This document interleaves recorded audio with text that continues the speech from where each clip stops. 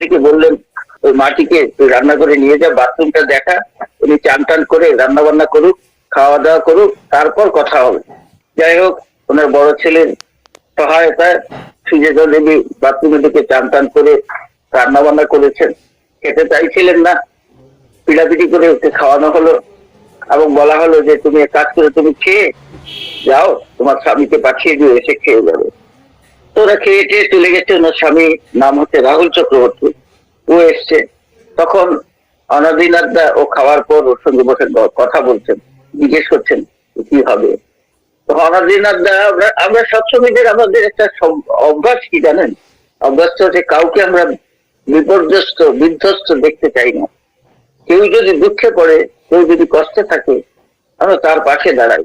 এটা আমাদের ঠাকুর শিখিয়েছেন আমাদেরকে, যে দুঃখে কষ্টে সবাই, দীক্ষিত অদীক্ষিত নির্বিশেষে যে কোনো মানুষ হোক, তার পাশে আমরা দাঁড়ানো আমাদের শিক্ষা দিয়েছেন আমাদের পিতা।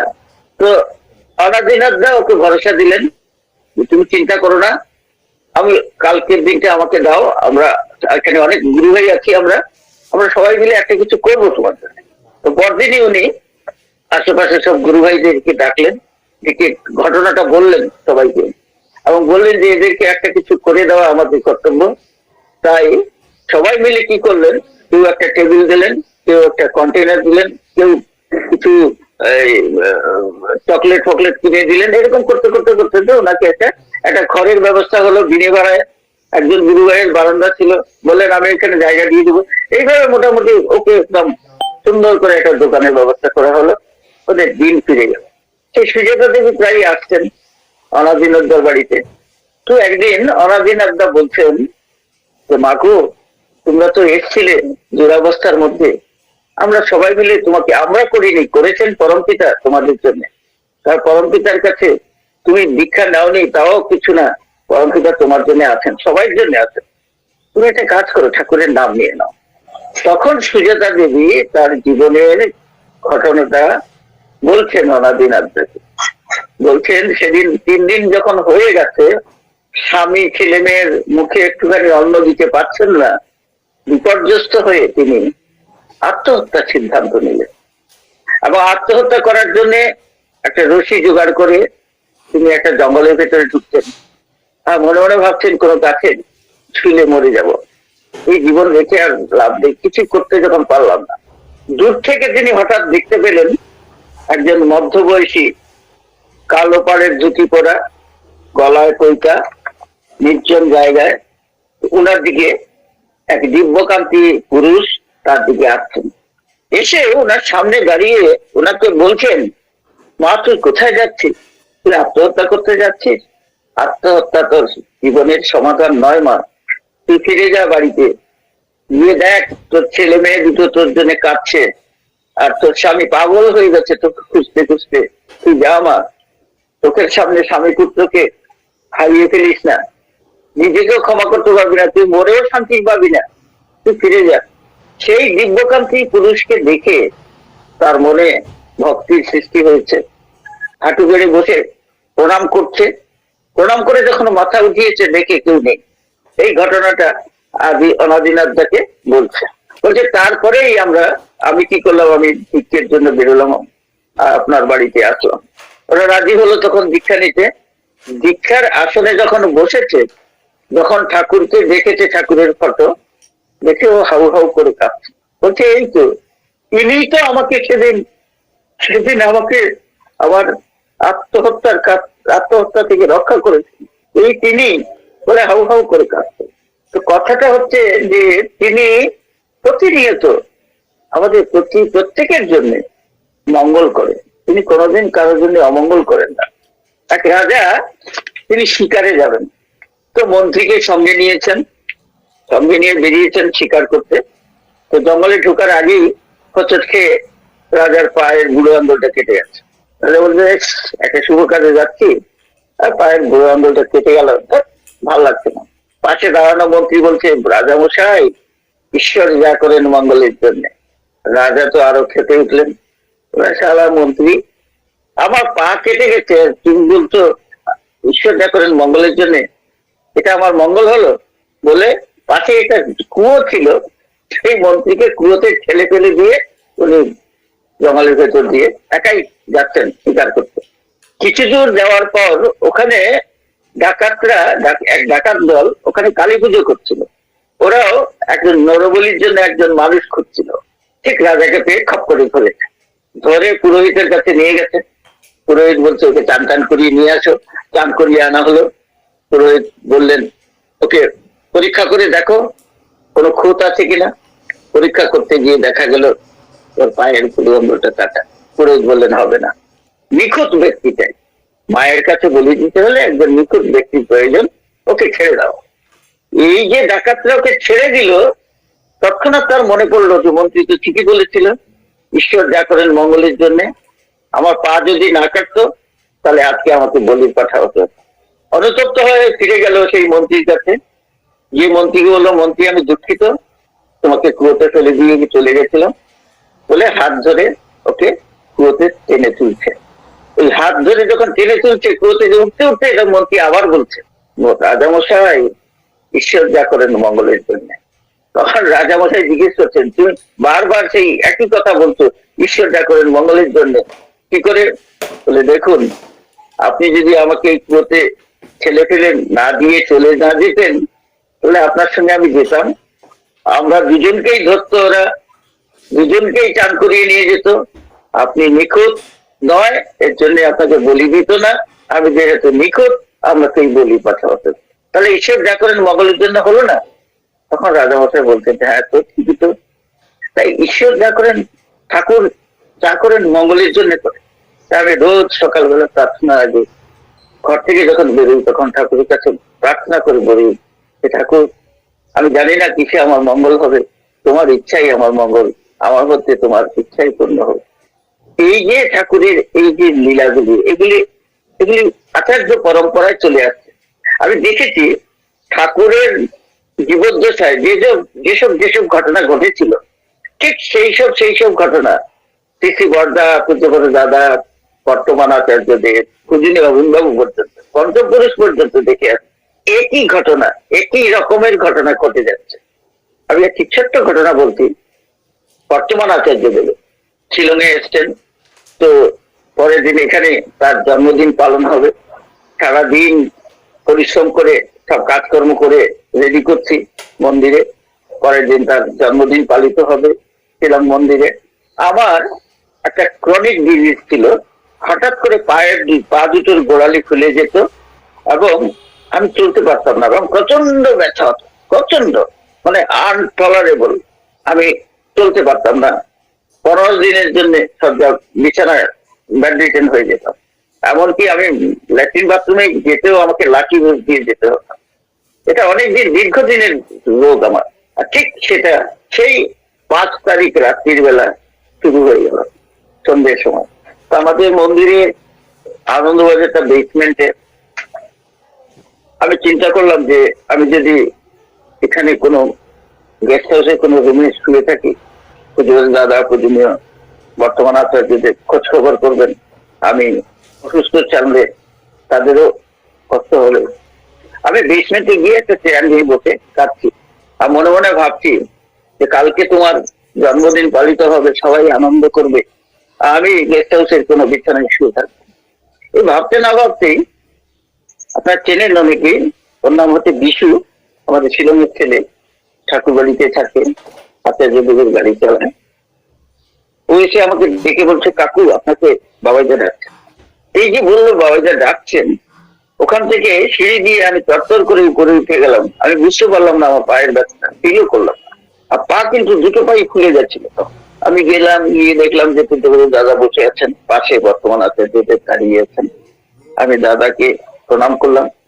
বর্তমান আচার্যদেব আমাকে একটা ফর্দ ধরিয়ে দিলেন, দিয়ে বললেন মালিক দা কাজ করেন, এই জিনিসগুলো এনে আপনার বৌদিকে দিয়ে দিন আর আপনার বৌদির কাছে টাকা নিয়ে যান। আমি বললাম আজকে আমার টাকা আমার কাছে আছে।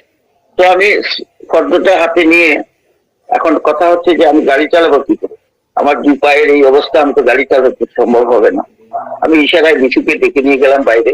আমি বললাম যে চাবি দিয়ে বললাম তুই গাড়ি চালা, আমি কাছে বসি, আর ওর কাঁধে হাত দিয়ে আমি গাড়িতে উঠলাম। তো আমাদের মন্দির থেকে এটা বলে পুলিশ বাজার, পুলিশ বাজার যেতে হবে, কিছু একটা দোকান থেকে কিছু জিনিস নিতে হবে। পুলিশ বাজার যাওয়ার আগে একটা ডিপার্টমেন্টাল স্টোর থেকে আরো কিছু আইটেম কালেক্ট করতে হবে। তো পুলিশ বাজার পৌঁছার আগেই যে ডিপার্টমেন্টাল স্টোর, ওই ডিপার্টমেন্টাল স্টোরের সামনে গাড়ি রেখেছে। আমি ওকে বললাম এই জিনিসগুলো ঠিক করে দিলাম, এই আইটেম গুলো তুই ওখান থেকে নিয়ে আয়। তো গেল আনতে। কিছুক্ষণ পর এদিকে আমি বসে আছি সামনের সিটে, হঠাৎ দিকে আমার পায়ে ব্যথাও নেই, খোলাও নেই, আমি স্টার্ট হয়ে গেছি। আর বললো আচ্ছা একটু নিচে নেমে দেখি তো। বলে আমি দরজাটা খুলে নিচে নেমে দেখছি, আমি তো নর্মাল, কোনো ব্যথা বেদনা কিছু নেই। আমি এগিয়ে যাচ্ছি, ঠিক ততক্ষণে ও জিনিসগুলো নিয়ে গাড়িতে ফিরছে। তো দূর থেকে আমাকে দেখে বলছে, কাকু আরে কি করছেন, আপনি পড়ে যাবেন, আপনি নেমেছেন কেন? আমি বললাম না রে, আমার তো পায়ের ব্যথা দেখছি এখন নেই, খোলাটাও নেই, কিছু আমার মনে হচ্ছে আমি কিচ্ছু নেই, আশ্চর্য হয়ে গেছি, ব্যথাটা কি করে কমে গেল, খোলাটাও কমে গেল। ঠিক আছে তুই আয়, আর চাবি দিয়ে আমি চালিয়ে যাচ্ছি, দেখি চালাতে পারি। আমি তারপর গাড়িটা চালিয়ে পুলিশ বাজার গেলাম, ওকে নিয়ে সব জিনিসপত্র নিয়ে এসে মন্দিরে যখন ঢুকলাম, ঢুকে বৌরানীর কাছে গেলাম। বৌরানী দেখলাম যে রুমে ওই আমাদের মন্দিরে সব ছেলে মেয়েদেরকে নিয়ে পরদিন নাচের প্রোগ্রাম হবে, সেই নাচের রিহার্সেল দেওয়াচ্ছেন। আমি ঢুকে জিনিসগুলো রেখে আমি বৌরানীমাকে বললাম, বড় বৌরানীকে, বৌরানী এরকম একটা ঘটনা ঘটে গেছে। বললেন বাবাকে গিয়ে বলেন। আমি গিয়ে প্রণাম করে দাদাকে যখন ঘটনাটা বললাম, তখন বর্তমান আচার্য ওখানে সামনে দাঁড়িয়েছিলেন, উনি চট করে ওখান থেকে সরে গেলেন। তো এই যে অহেতুক দয়া, এইগুলি ঠাকুর থেকে শুরু করে অবিনবাবু পর্যন্ত চলেই আসছিল। অবিনবাবুর ঘটনা বলছি একটা। কিছু গুরু ভাইরা মুর্শিদাবাদের কোন এক জায়গা থেকে বাস নিয়ে দেওঘরে আসছে। ওরা 3-4 দিন ছিলেন। আচার্যদেবের দর্শন হয়েছে, কিন্তু অবিনবাবুর দর্শন সম্ভব হয়নি। কারণ অবিনবাবু আপনারা জানেন, অবিনবাবু রাত্রে 10টায় বসেন, কোথায় বসেন কেউ জানে না, কখন কোনোদিন কোথায় বসেন, সবাই তো আর খবর জানে না। তো ওরা মন খারাপ হয়েছে। তো যেদিন যাবেন ওরা, সেদিন ঠাকুর বাংলার প্রণাম করে সবাই কথা বলছেন যে আচার্যদেবের দর্শন, ঠাকুর বলবেন সবার দর্শন হলো, কিন্তু অবিনবাবুর দর্শন হলো না। ঠিক ঠাকুর বাংলার গেটে যখন আসছেন, তখন দেখেন ডান দিকে দা হাউসের ফিল্ডে অবিনবাবু খেলছেন, ক্রিকেট খেলছেন। ওরা গিয়ে পাশেই রেলিং এর পাশে দাঁড়িয়েছেন। দেখুন তিনি যে অন্তর্যামী, এখানে এটা বোঝা যায়। তিনি কি করলেন, খেলা ছেড়ে এগিয়ে এলেন ওদের দিকে এবং ওদেরকে জিজ্ঞেস করলেন কোথেকে আসছেন। ওরা বললো যে আমরা মুর্শিদাবাদ থেকে এসেছিলাম, আপনার দর্শন পাইনি বলে মন খারাপ হয়েছিল, কিন্তু দয়া করে আপনার দর্শন পেয়ে গেলাম, যাওয়ার সময় হতো। অবশ্যই তখন আঙ্গুল দিয়ে ওদের মধ্যে একজনকে দেখিয়ে বললেন, আপনারা চলে যান, আর এই দাদাকে নিয়ে যাবেন না, এই দাদাকে ট্রেনের টিকিট কেটে ট্রেনে পাঠিয়ে দিন। ছোট্ট বাচ্চা। ওনারা ভাবলেন যে ছোট্ট ছেলে হয়তো ঠাট্টা করে বলছেন, উনি তো হেসে বলেন কথা। ওরা চলে গেলেন। রাস্তায় কি হলো, রাস্তায় একটা জায়গায় একটা লেভেল ক্রসিং এর সামনে গাড়িটা দাঁড় করালো। লেভেল ক্রসিং বন্ধ, ট্রেন আসবে। ওই লেভেল ক্রসিং এর সামনে যখন বাসটা দাঁড়িয়েছে, ওই গুরু ভাইটি নেমে গেলেন পেচ্ছাপ করতে একটুখানি দূরে চলে গেছেন। ততক্ষণে রেল গেটের লেভেল ক্রসিং এর গেটটা তুলে দিয়েছে, বাসটা আবার ক্রস হয়ে গেছে, যে আবার হয়তো পড়ে যাবে, যেতে পারবে না ওই দাদার জন্য অপেক্ষা করলে।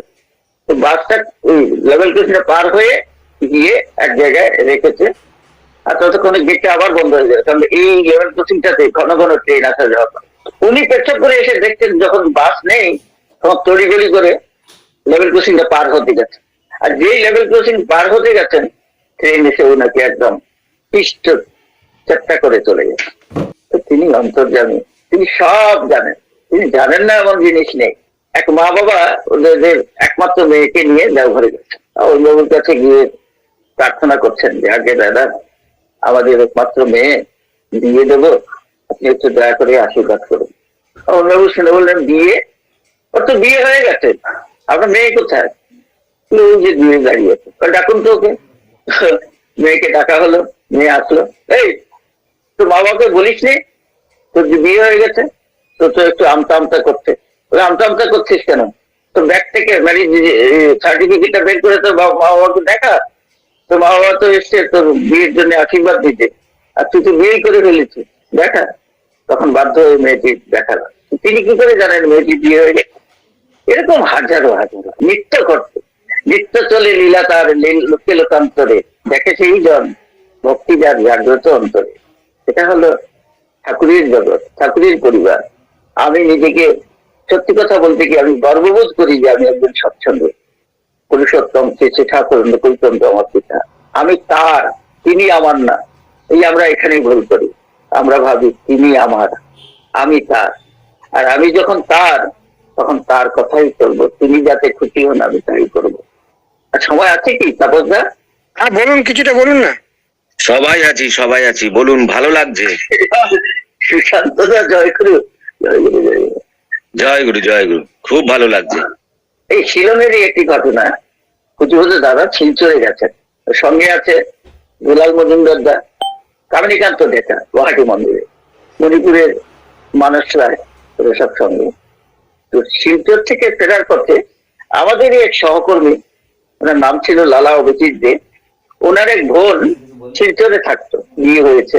ওর নাম, মেয়েটির নাম হচ্ছে রিঙ্কু। দাদা অত্যন্ত স্নেহ করতেন ওকে, খুব ভালোবাসতেন। ওর কোলে 1.5 বছরের বাচ্চা। তো আসার সময় ওকে নিয়ে এসছেন শিলংয়ে।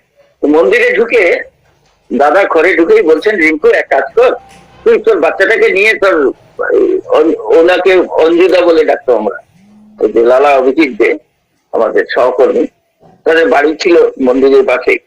তো বলছেন যে তুই এক কাজ কর, তোর বাচ্চাকে নিয়ে তুই তোর ভাইয়ের বাড়ি চলে যা, টান টান করে ওকে খাইয়ে দিয়ে তুই আয়, একসঙ্গে খাবো। ও তো চলে গেছে। ও টান টান করে ফিরছে, ঠিক আছে দাদা 3 মিনিটের মধ্যে শেষ করে দেবো।